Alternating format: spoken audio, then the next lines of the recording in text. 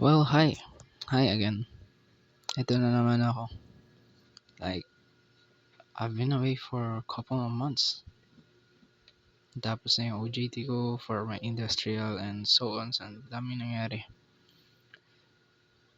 Kapag in desperate times or kapag nakaka-feel ako ng stagnant na phase sa buhay ko is, doon ko na naalala na pwede pala mag-video ng ganito. And, ayun.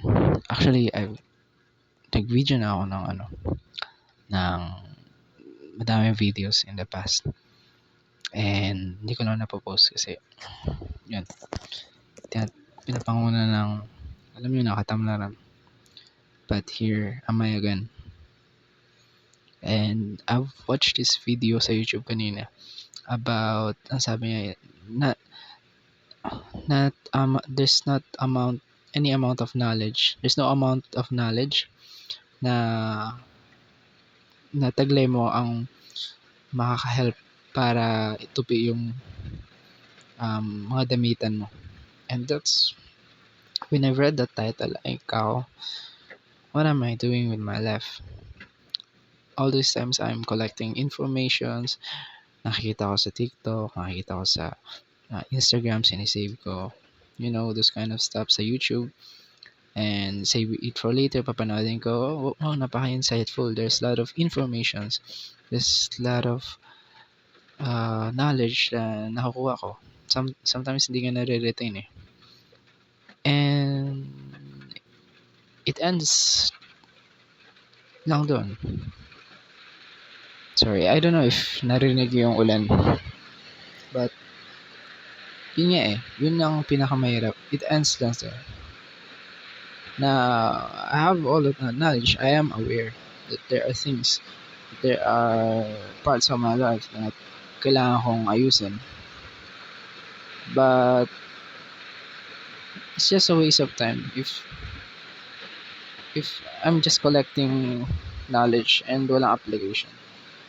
And I think that's the problem for the most of the people. I don't know. I don't know bakit ko sinabi, but sa akin, that's my problem. Even now na I'm pointing out na I'm being aware sa mga ganong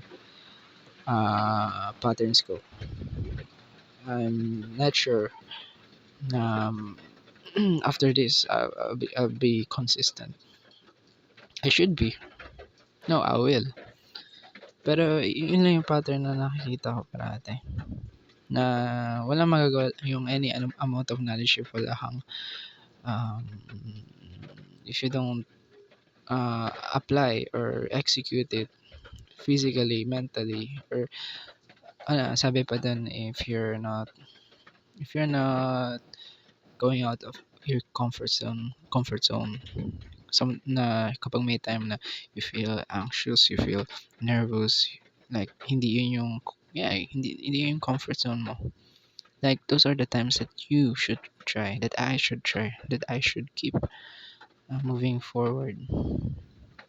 Even if nasa brink ka na ng discomfort, that will help develop yung mental resilience. And that's what I lack. Ano gagawin natin? Of course, ano pa ba?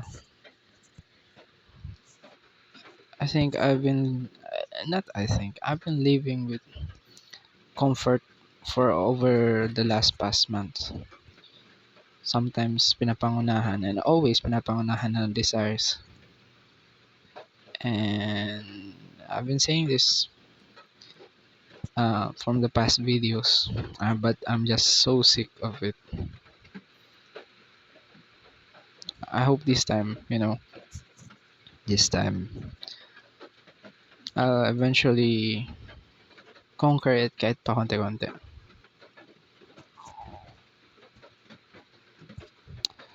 Hi. Well, I guess see you tomorrow. Promise and promise. Wow.